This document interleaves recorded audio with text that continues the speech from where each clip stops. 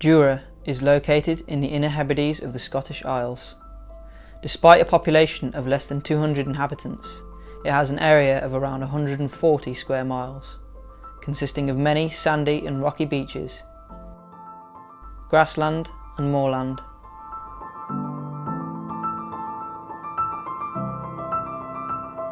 Beautiful lochs and its famous paps.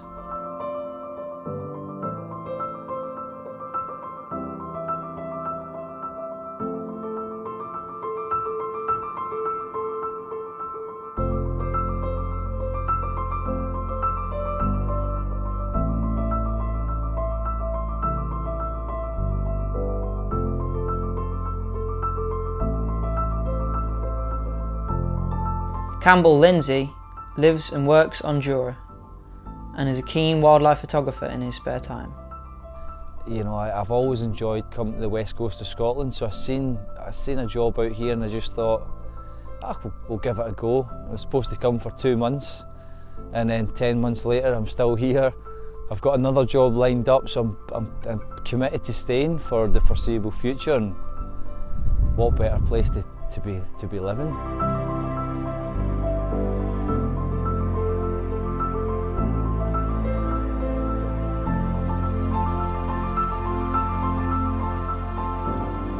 One of the reasons why I've stayed here a bit longer is just the local, like the community and the culture.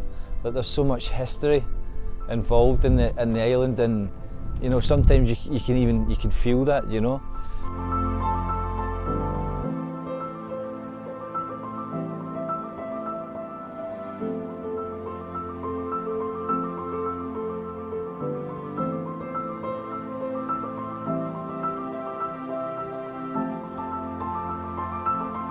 For me, this is the most sort of special part of the UK.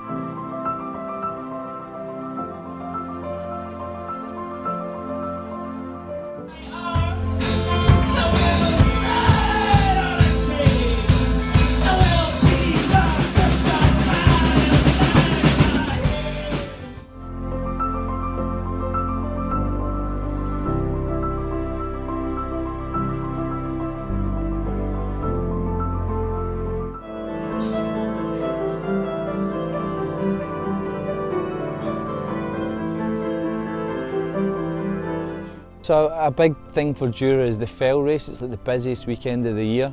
So like 260 mad men and women come and run this race.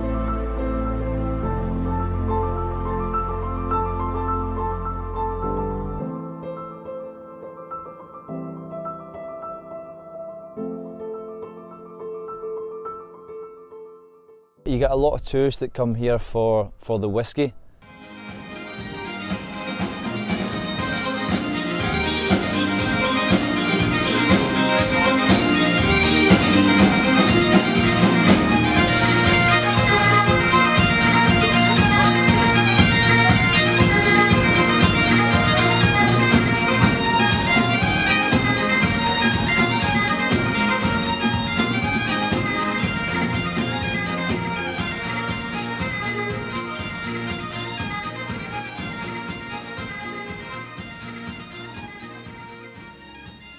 What they don't realise is they come and then they get the island as well.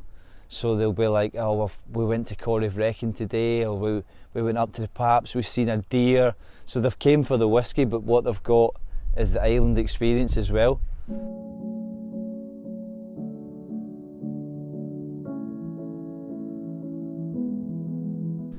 So, I mean, the good thing about being on Jura is you've got the iconic species right there in front of you.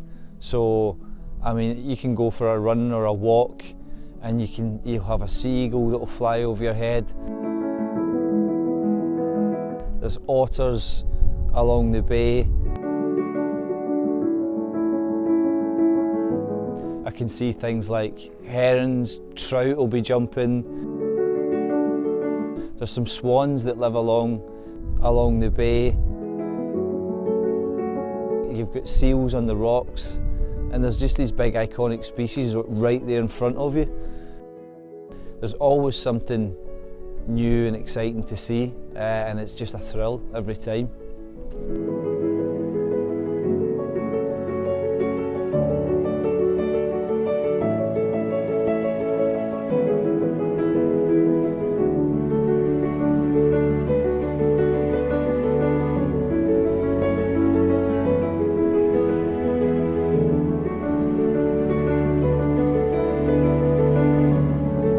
Yeah, you can't get sick of that, you know, it's just, it's pretty special.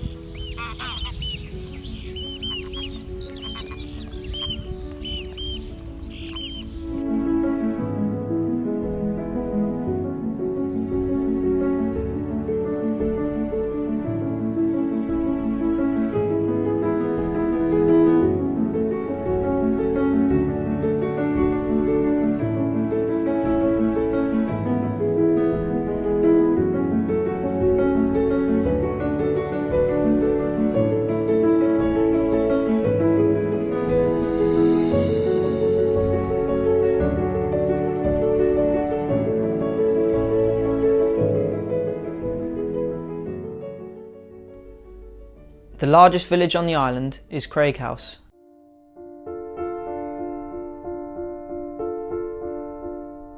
And the bay here is a great habitat for a local group of swans.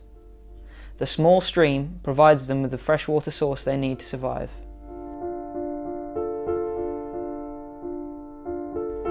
In this summer heat, the swans must preen their feathers in order to remain cool, and on this particularly hot day, they're going for an aggressive approach.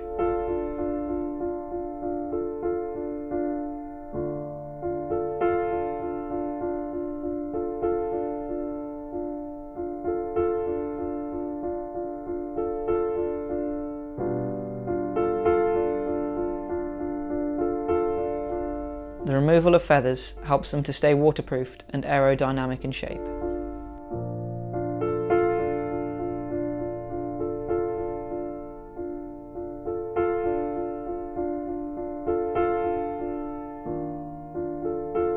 But also, they help some of the other species in the bay.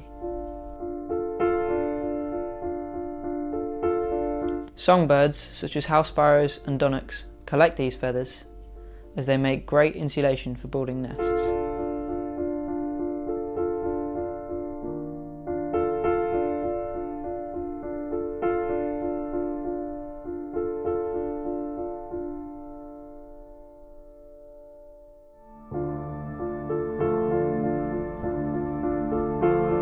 The process of preening, however, requires a lot of energy, and due to their small stomachs, swans must be constantly eating throughout the day.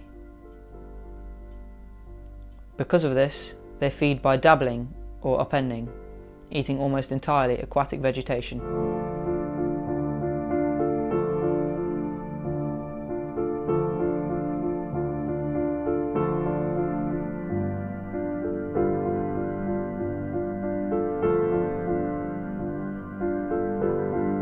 Other water birds along the coastline have a different type of diet. Herons prefer a diet of fish, and they are a great example of an ambush predator.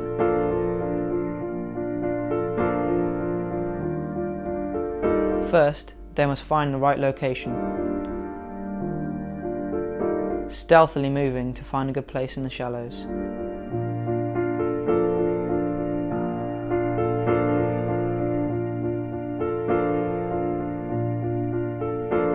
Where it will wait, immobile, until the prey moves within striking distance. Unless heavy winds force them to maintain balance. When a prey is within reach, it's time to strike.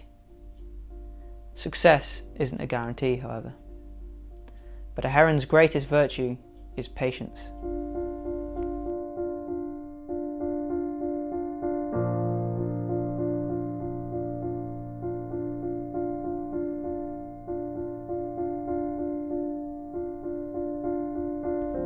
When the the time is right, they grab the fish in their beak.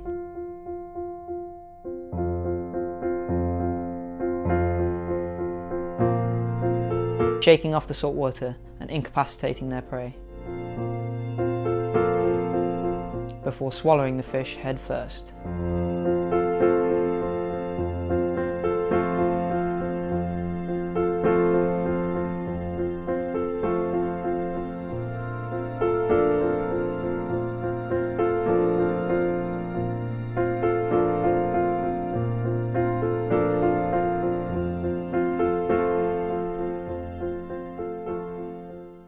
There are larger fish in these bays, however, and for some unlucky ones, such as this dogfish, they are the prey of another predator on Jura's shoreline, the otter.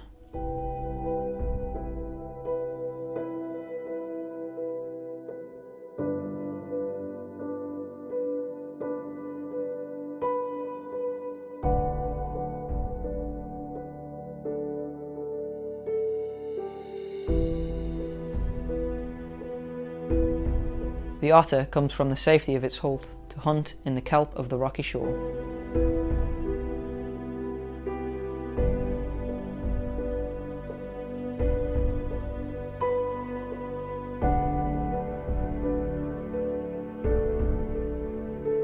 Diving for fish or searching for crabs.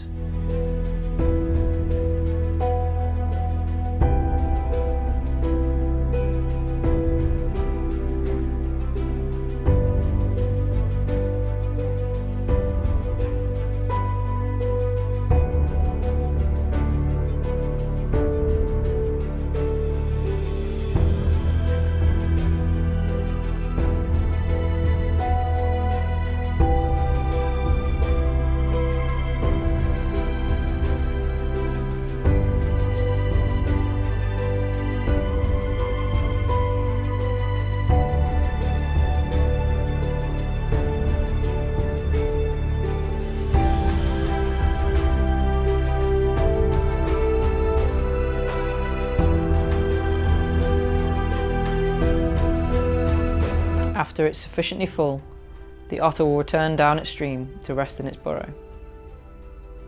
Although sometimes, a rock will also make a good resting place for a while.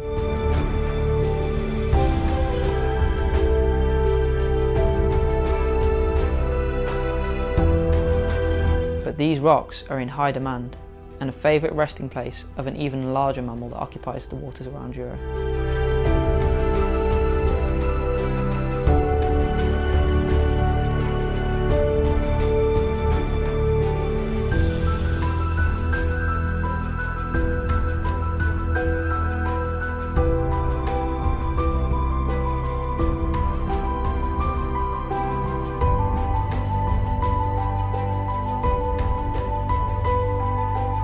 The grey seal.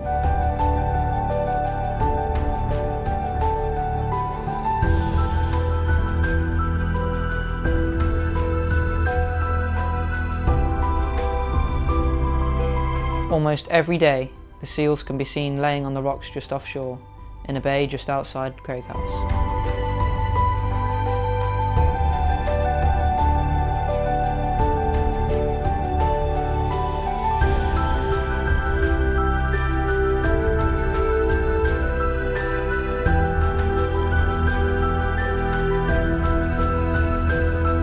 Their lazy behaviour is excused by their diet. Feeding on large fish such as cod and herring.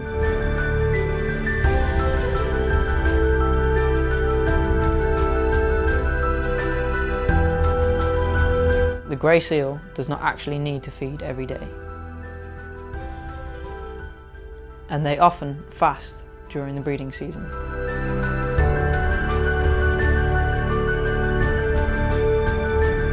They are very social creatures, and this particularly lazy seal is being persuaded to share the rock with its friend.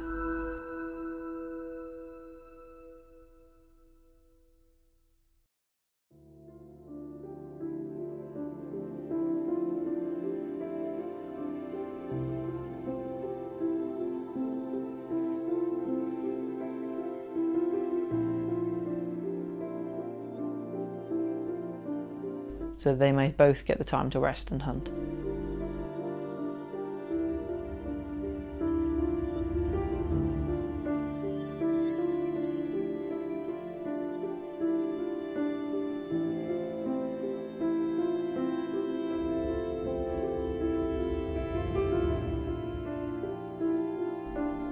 Sometimes, however, the tide is just right so that they may both have a rock to rest on.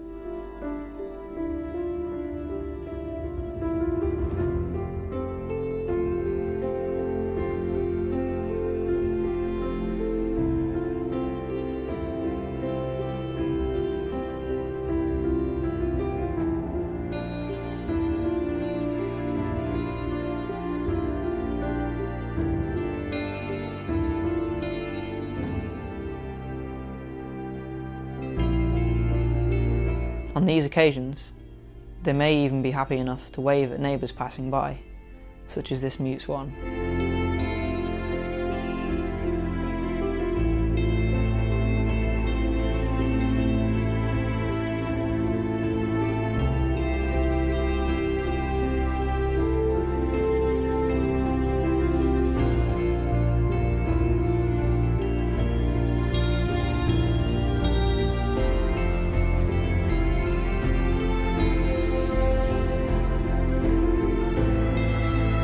With the passing of days, the swans return to the bay and Craig House, only this time they have a family.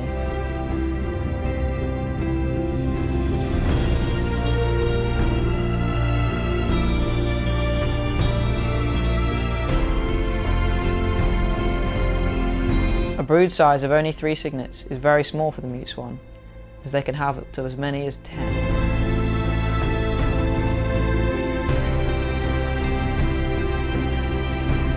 These cygnets are still extremely young,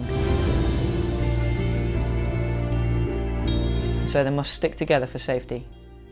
Following and staying close to their parents is a must, although not too close.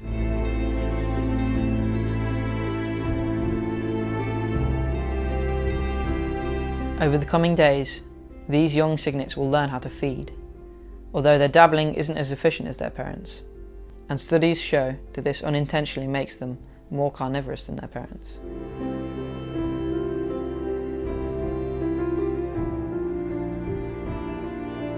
They'll be shown how to bathe,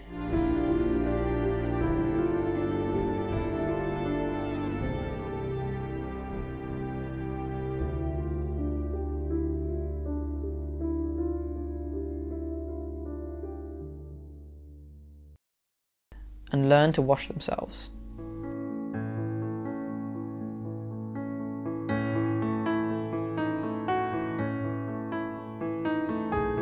And they will learn how to interact and play with each other as they grow up as a family.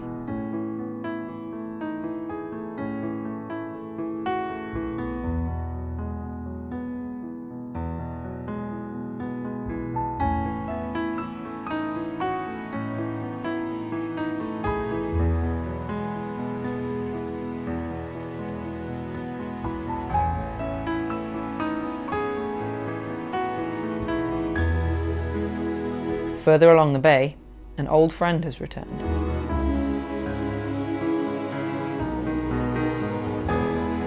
But now, it has a potential mate.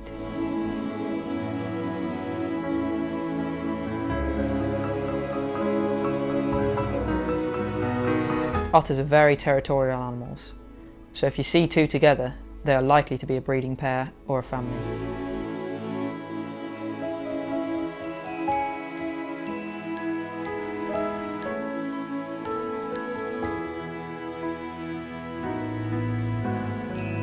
They will play and hunt together.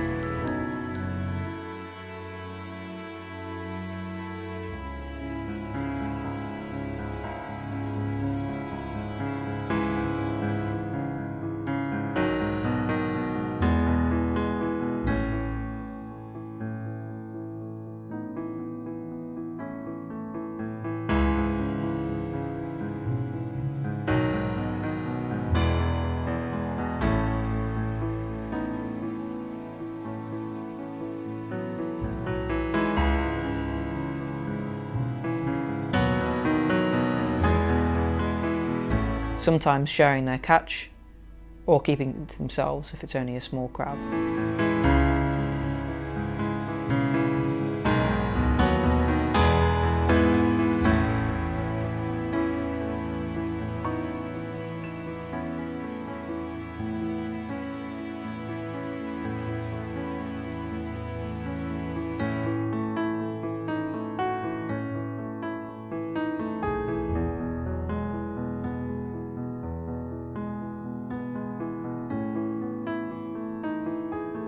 After hunting, they will return to the male's hult, and being non-seasonal breeders, they could mate any time during the year.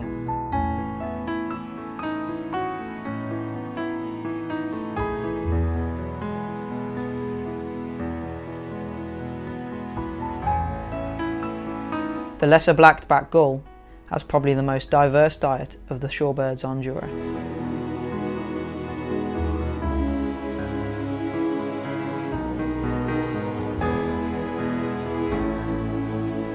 Eating crabs, fish, insects, and unfortunately, small birds.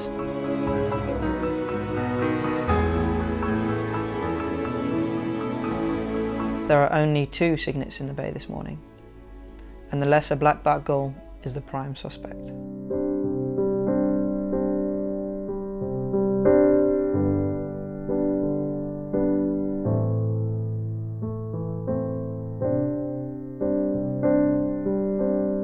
Although they are now bigger, the cygnets are staying very close to their mother today, because it seems this gull is rather hungry. The father swan is chasing the gull away, ensuring that it will not get close to its babies.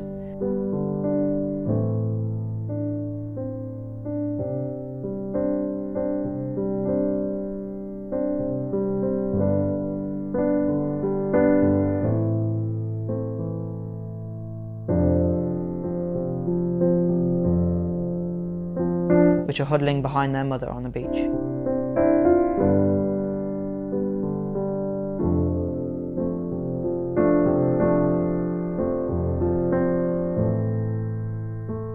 In yet another attempt, the seagull gets closer to the cygnets, but the father is quick to chase it away.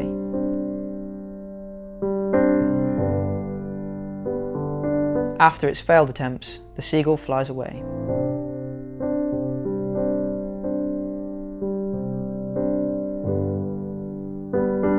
And these 2 cygnets will make it to tomorrow.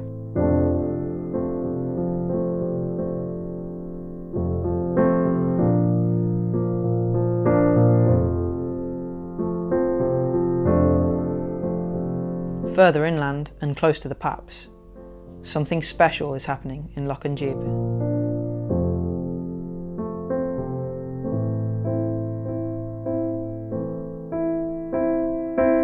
As the winds calm, the flies, midges and insects rest on the surface of the water to lay their eggs. But these make a perfect snack for the trout.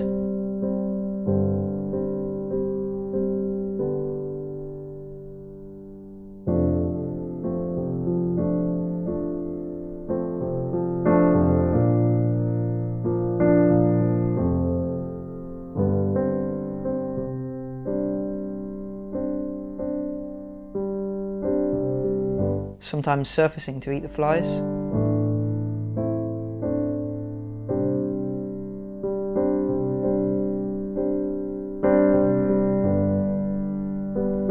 And sometimes launching themselves fully out of the water for a tasty feast.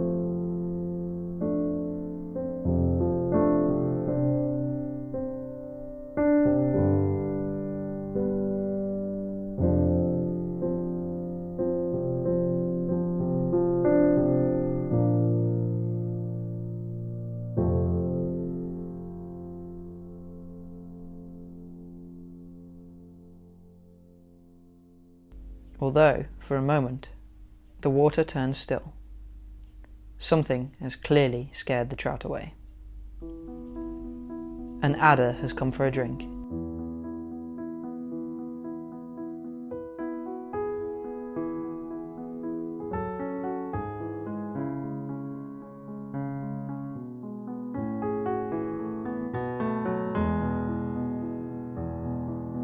The The scent glands on its tongue tell the adder there is prey nearby.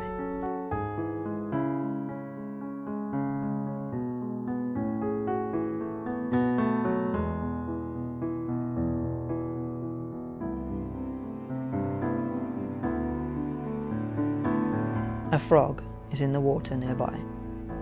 Frightened for its life, it does not move.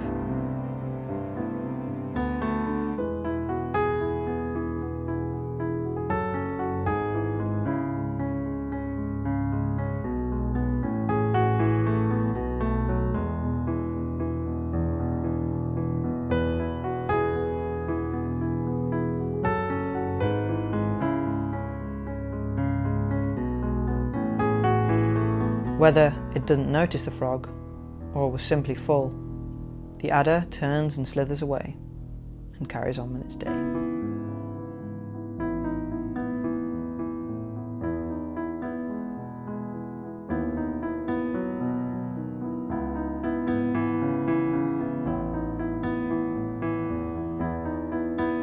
Back in the Bay of Craighouse, the insects have a good place to hide.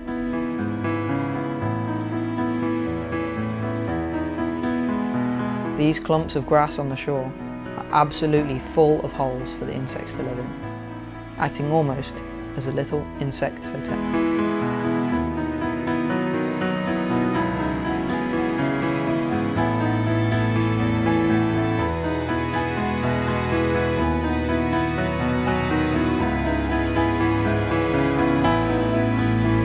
Whilst normally the rising tide would cause the insects to move back up the beach, these elevated areas are a safe haven and a hive for insect activity.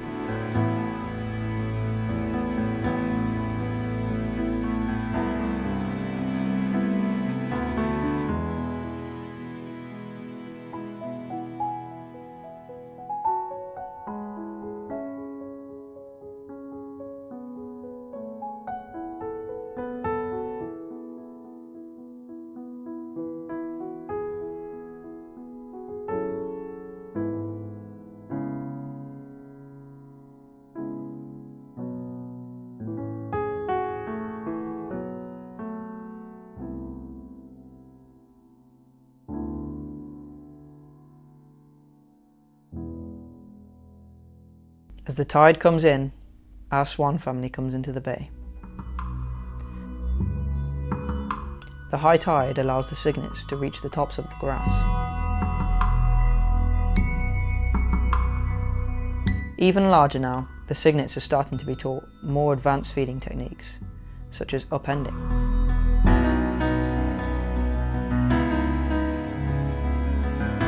They are now much better at preening, and also washing themselves.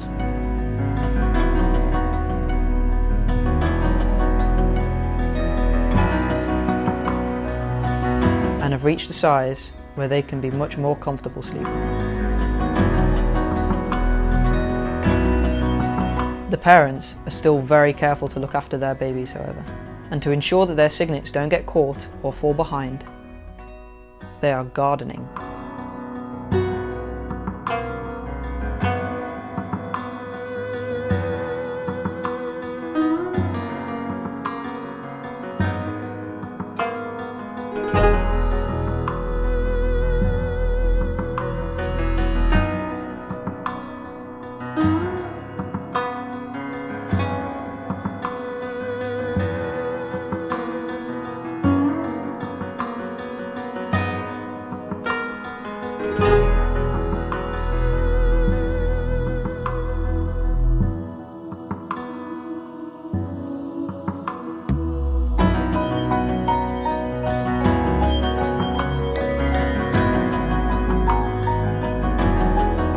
Almost large enough to be safe from predators and to look after themselves, it looks like these cygnets will make it to adulthood.